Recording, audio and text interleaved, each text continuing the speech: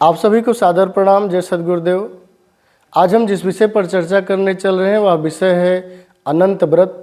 वह अनंत व्रत जिस अनंत व्रत को विहंगम योग संत समाज के सभी शिष्य साधक प्रायः रहते हैं, जो कुछ दिनों से विशेष रूप से विहंगम योग संत समाज में बड़े ही उल्लास के साथ मनाया जाता है। इसे शिष्य समुदाय विहंगम योग के जो सुधी साधक हैं वे सभी इस व्रत को रखते हैं। तो यह व्रत 2023 में कब है, इस व्रत की क्या महत्ता है और यह व्रत इस वर्ष 2 दिनों तक हो रहा है, तो इसमें किस तिथि को प्रमुखता दें, इस विषय पर आज हम सभी चर्चा करने वाले हैं। क्योंकि बहुत सारे लोगों का जो विहंगम योग के शिष्य साधक हैं, गुरु भाई गुरु बहन हैं, उन लोगों का मेरे पास भी फ़ोन या मैसेज आया था कि आप इसकी तिथि निर्धारित करके बताइए कि किस दिन हम मनाएं। क्योंकि हम प्रायः व्रत पर्व इत्यादि पर अनेकानेक वीडियोज बनाते रहते हैं, तो बहुत सारे जो हमसे जुड़े हुए गुरु भाई गुरु बहन हैं उन्होंने प्रश्न किया था, जिज्ञासा प्रकट की थी। तो मैंने सोचा कि आपके समस्या के समाधान के लिए एक छोटा सा वीडियो आपके सम्मुख प्रस्तुत किया जाए, जिससे आपको सही तिथि का निर्धारण प्राप्त हो सके। इस वर्ष जो 10वीं तिथि है कार्तिक मास कृष्ण पक्ष की, वह 10वीं तिथि 7 और 8, 7 नवंबर को भी 10वीं है और 8 नवंबर को भी। इसमें थोड़ा सा कन्फ्यूजन लोगों को हो रहा है कि हम 7 को मनाएं 8 को, तो निश्चिंत रहिए, इस विषय पर हम विशेष रूप से चर्चा करने वाले हैं। इससे पूर्व आइए, बहुत सारे लोगों की एक जिज्ञासा थी कि इस व्रत की चर्चा किस ग्रंथ में है, कहाँ पर है, विशेष रूप से इसका क्या प्रमाण है। तो इस विषय में हम आपको बता दें कि विहंगम योग संस्थान द्वारा प्रकाशित ग्रंथ है, जिस ग्रंथ का नाम है सद्गुरु सदाफल देव वाणी भाग 2। उस ग्रंथ के पृष्ठ संख्या 48 से 50 तक इस व्रत की पूर्ण चर्चा सद्गुरुदेव ने की है। सद्गुरु सदाफल देव वाणी भाग 2 पृष्ठ संख्या 48 से 50 तक। इस ग्रंथ में सद्गुरुदेव के एक शिष्य जो तत्वदर्शी संत थे, उन्होंने सद्गुरुदेव से जिज्ञासा की है कि सद्गुरुदेव, यह जो अनंत व्रत है वह संत समाज में कब से चल रहा है और इस अनंत व्रत की क्या महिमा है। सद्गुरुदेव ने अपने उस शिष्य को संबोधित करते हुए कहा है कि हे शिष्य, अनंत नाम महाप्रभु का है और वह महाप्रभु ही अनंत है, इसलिए उसके नाम पर ही अनंत व्रत रखा जाता है। संत समाज में यह व्रत कब से चल रहा है, इसकी प्रामाणिकता देते हुए सद्गुरुदेव ने कहा कि मुझे अनुमान है कि सद्गुरु सुकृत देव जी के द्वारा सार शब्द का उपदेश मुझे इसी तिथि को, कार्तिक कृष्ण 10वीं को ही सार शब्द का उपदेश हुआ था। सार शब्द कहें, निःशब्द कहें या परमक्षर कहें, ये एक ही शब्द के वाचक नाम है। तो सद्गुरुदेव को विहंगम योग के अंतिम भूमि का उपदेश इसी दिन हुआ था। उस अनंत सत्ता से सद्गुरुदेव का मिलन इसी तिथि को हुआ था। इसीलिए सद्गुरुदेव ने कहा कि यह जो कार्तिक कृष्ण पक्ष 10वीं तिथि है, यह सभी शिष्यों के लिए एक व्रत के रूप में, एक पर्व के रूप में मनाया जाएगा। इस दिन सभी शिष्य अनंत व्रत के रूप में मनाएंगे। इस ग्रंथ में 5 पॉइंट सद्गुरुदेव ने दिया है, 5 बिंदुओं को इंगित किया है। पहला उन्होंने स्पष्ट किया है, अनंत व्रत कार्तिक कृष्ण 10वीं को होगा। भोजन नमक छोड़ करके फल फूल, दूध, पुआ, मिष्ठान, पूड़ी इत्यादि आप ले सकते हैं, वो भी दिन में 1 बार। और जल ले सकते हैं, जल इसमें निराजल नहीं रहना है, जल पी सकते हैं जितना चाहे उतना। विशेष करके इस व्रत में नमक का परित्याग करना है, नमक छोड़ना है। और अन्न भी लेते हैं तो दिन में सिर्फ 1 बार लेंगे, यह नहीं कि दिन भर अन्न खाते रहें और व्रत रहें। अन्न सिर्फ 1 बार लेना है, फल फूल भी लेना है तो 1 बार लेना है। जल आप दिन भर पी सकते हैं, इसमें कोई रोक टोक नहीं है। आप सिर्फ जो भी अन्न इत्यादि लेंगे वो सिर्फ 1 बार लेंगे। और विशेष करके नमक का इस व्रत में परित्याग करना है। जो तीसरा बिंदु है, सद्गुरुदेव ने कहा कि यह व्रत क्या है, अनंत के लिए है, अनंत सत्ता के लिए है और अनंत सत्ता को लखाने वाले सद्गुरुदेव के लिए भी है। तो अनंत सत्ता की भी प्रार्थना होगी और उस अनंत सत्ता को लखाने वाले जो हमारे सद्गुरु हैं उनकी भी प्रार्थना इस दिन होगी। तो इस दिन पूर्ण रूप से उस अनंत महाप्रभु का भजन करना है, उस सत्ता का भजन करना है, साथ ही साथ उस अनंत महाप्रभु से मिलाने वाले सद्गुरुदेव का भी भजन पूजन अर्चन करना है। चौथे पॉइंट में उन्होंने कहा कि सभी सत्संगी बैठ करके उस अनंत प्रभु की चर्चा करेंगे, मीमांसा करेंगे, उस अनंत सत्ता का अनुभव करेंगे और अपने आप को उस अनंत सत्ता में अर्पित करेंगे। पूर्ण समर्पण भाव से अपने आप को उस अनंत सत्ता में अर्पित कर देंगे।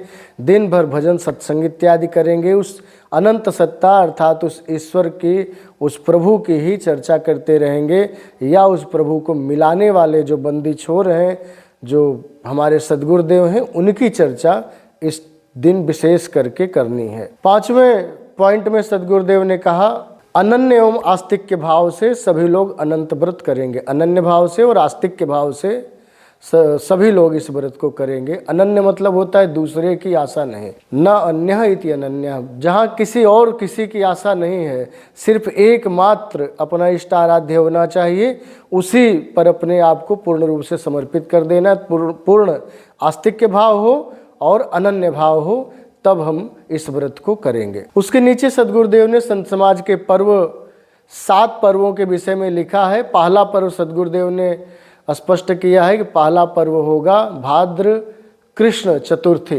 भाद्र कृष्ण चतुर्थी को हम सभी जानते हैं, हमारे सद्गुरुदेव अनंत श्री सद्गुरु सदाफल देव जी महाराज का पावन जन्म दिवस है। इसी दिन विहंगम योग के प्रणेता महर्षि सदाफल देव जी महाराज का अवतरण धराधाम पर हुआ था। तो सद्गुरुदेव के अवतरण दिवस को जन्म जयंती के रूप में सभी शिष्य मनाएंगे।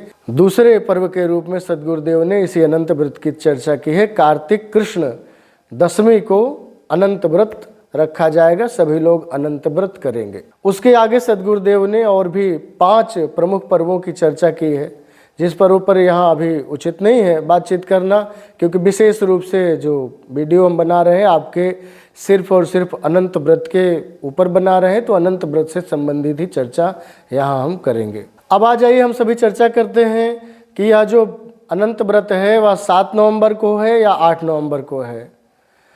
इस पर बहुत सारा संशय लोगों के मन में हो रहा है, बहुत लोग कन्फ्यूजन में हैं, तो इस पर आज हम चर्चा कर लेते हैं। सबसे पहले किसी तिथि का निर्धारण करते हैं हम सूर्योदय को देख करके, कि जो तिथि, जिस तिथि को हम प्रमुखता दे रहे हैं, व्रत रह रहे हैं, जिस तिथि पर हम पर्व मना रहे हैं, वह तिथि सूर्योदय काल में है या नहीं, ये देख लेना सबसे प्रमुख चीज़ होता है। कभी कभी होता है कि तिथि प्रारंभ हो गई एक दिन पूर्व, लेकिन दिन में प्रारंभ हो रही है, दिन में 10 बजे, 11 बजे, 12 बजे, 2 बजे दिन में, या सुबह में 8-9 बजे प्रारंभ हो रही है, तो उस तिथि को हम छोड़ देते हैं। फिर देखते हैं आगे के दिन वह तिथि सूर्योदय काल में है कि नहीं। यदि वह तिथि सूर्योदय काल में है, तब हम उस तिथि को विशेष रूप से प्रमुखता देते हैं। तो ऐसे में ये जो दशमी तिथि है, 7 नवंबर और 8 नवंबर दोनों दिन है, लेकिन अब यहाँ देखना ये है कि 7 नवंबर को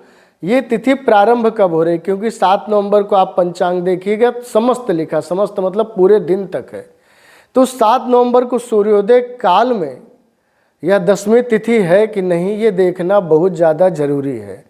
तो आइए, इससे पहले सबसे पहले देखना पड़ेगा कि दशमी तिथि प्रारंभ कब हो रही है। देखिए, विशेष रूप से ये जान लीजिए कि किसी भी तिथि का निर्धारण जब ज्योतिष के अनुसार करते हैं, तो आपका रेलवे टाइम वहाँ काम नहीं करता है। रेलवे में क्या होता है, रेलवे टाइम में कि रात्रि 12 बजे के बाद आपकी तिथि चेंज हो जाती है, दिनांक बदल जाता है। लेकिन ज्योतिष में सूर्योदय से सूर्योदय तक तिथि रहती है। तो यदि हम देखें 7 तारीख की सुबह, रेलवे टाइम के अनुसार यदि 7 की सुबह देखें या 6 की रात्रि में देखें, तो 6 की रात्रि में या 7 की सुबह में जो दशमी तिथि है, सुबह 5:46 पर, सुबह में 5:46 पर 7 तारीख को ही दशमी तिथि प्रारंभ हो जा रही है। और 8 तारीख को प्रातः 7:55 तक दशमी तिथि है। 7 तारीख को प्रातः 5:46 से 8 तारीख को प्रातः 7:55 तक दशमी तिथि है। अब देखिएगा तो दोनों दिन सूर्योदय काल में दशमी तिथि है। कैसे दोनों दिन है? क्योंकि 5:46 पर प्रातः 7 तारीख को ही ये आपकी दशमी तिथि प्रारंभ हो जा रही है। और दशमी तिथि सूर्योदय के पहले है या बाद में है, इसको जानने के लिए हमें देखना पड़ेगा कि 7 तारीख को सूर्योदय कब हो रहा है। तो 7 तारीख को सूर्योदय जो है वो 6:31 पर हो रहा है। 7 तारीख का जो सूर्योदय 6:31 पर हो रहा है और 10वीं तिथि प्रारंभ हो जा रही सूर्योदय से पहले ही 5:46 पर ही, कुल मिलाकर 45 मिनट पूर्व, सूर्योदय से 45 मिनट पूर्व ही आपकी 10वीं तिथि 7 तारीख को प्रारंभ हो जा रही है। इसलिए निसंदेह हम कह सकते हैं कि जो आपका अनंत व्रत है, जो 10वीं तिथि हम मानते हैं, वो सूर्योदय कालिक 10वीं तिथि 7 तारीख को ही है। 8 को भी है, हम नहीं कहते कि 8 को नहीं है, लेकिन यदि प्रारंभ 7 को ही सूर्योदय काल में हो जा रही है तो हमें 7 को ही यह व्रत मनाना चाहिए, क्योंकि 7 को पूरे दिन तक आपकी 10वीं तिथि हो रही है। 8 को तो सिर्फ थोड़ी देर तक के लिए 10वीं तिथि है, फिर आपकी एकादशी तिथि लग जाएगी। तो इस अनुसार आप सभी कोई भी मन में संशय ना रखें, कोई भी मन में भ्रम ना रखें। निसंदेह 7 तारीख को ही आप अनंत व्रत रखें, क्योंकि 7 को सूर्योदय से 45 मिनट पूर्व ही 10वीं तिथि प्रारंभ हो जा रही है। आप अपने मन से संशय हटा दें और 7 को ही निसंदेह आप अनंत व्रत रख सकते हैं। जो भी विहंगम योग के साधक शिष्य गुरु भाई हैं, आप सभी 7 को ही अनंत व्रत रखें। यदि 8 को करते हैं तब भी कोई दिक्कत नहीं है, लेकिन विशेष रूप से क्योंकि यदि पूरे दिन तक कोई तिथि रह रही है और एक दिन पूर्व ही प्रारंभ हो जा रही है तो प्रमुखता प्रथम तिथि को दी जाती है, इसलिए 7 तारीख को आपको प्रमुखता देनी है। जो 7 को नहीं कर पाए हैं, इस वर्ष कन्फ्यूजन में रह गए हैं, वे लोग 8 को कर सकते हैं। लेकिन यदि उपयुक्त तिथि आप हमसे पूछेंगे तो हम यही कहेंगे कि 7 तारीख की ही तिथि आपके लिए सबसे ज़्यादा उपयुक्त है, क्योंकि सूर्योदय काल में जो 10वीं तिथि है और पूरे दिन पूरी रात्रि 7 तारीख को 10वीं तिथि है, इसलिए आप 7 तारीख को ही अनंत व्रत मनाएं। आप सभी का दिन मंगल हो, शुभ हो, सद्गुरुदेव की कृपा आप सभी पर बनी रहे और हम सभी का कल्याण सद्गुरुदेव करें। इस अभ्यर्थना के साथ आज आप सभी से विदा लेता हूं और आशा करता हूं कि आप सभी को हमारा यह परामर्श, ज्योतिषीय परामर्श अच्छा लगा होगा। यदि अच्छा लगा है तो निसंदेह हमारे इस चैनल अध्यात्म प्रवाह को आप सभी सब्सक्राइब करेंगे और जो भी व्रत पर्व से संबंधित संशय आपके मन में होते हैं, ज्योतिषीय परामर्श मैं प्रायः अलग अलग पर्व पर व्रत पर बना करके अपने इस चैनल में डालता हूं और कुछ अध्यात्म परक बातें भी इस चैनल में मैं अलग अलग वीडियोज़ के माध्यम से बनाकर डालता हूं। आप हमारे प्लेलिस्ट से अलग अलग टॉपिक पर अलग अलग वीडियोज़ प्राप्त कर सकते हैं। तो आप सभी को एक बार सादर प्रणाम करता हूं। सभी को जय सद्गुरुदेव। आप सभी निसंदेह 7 को अनंत व्रत मनाएं और यह अनंत व्रत हमारे जीवन में अनंत फल को देने वाला हो। हमारी जो कामनाएं हैं हर तरह से पूर्ण हो, सद्गुरु की कृपा अनंत रूपों में हमारे जीवन में फलीभूत हो, ऐसी अभ्यर्थना के साथ अपनी वाणी को सद्गुरुदेव के पावन श्री चरणों में समर्पित करता हूँ। बोलिए सद्गुरुदेव की जय।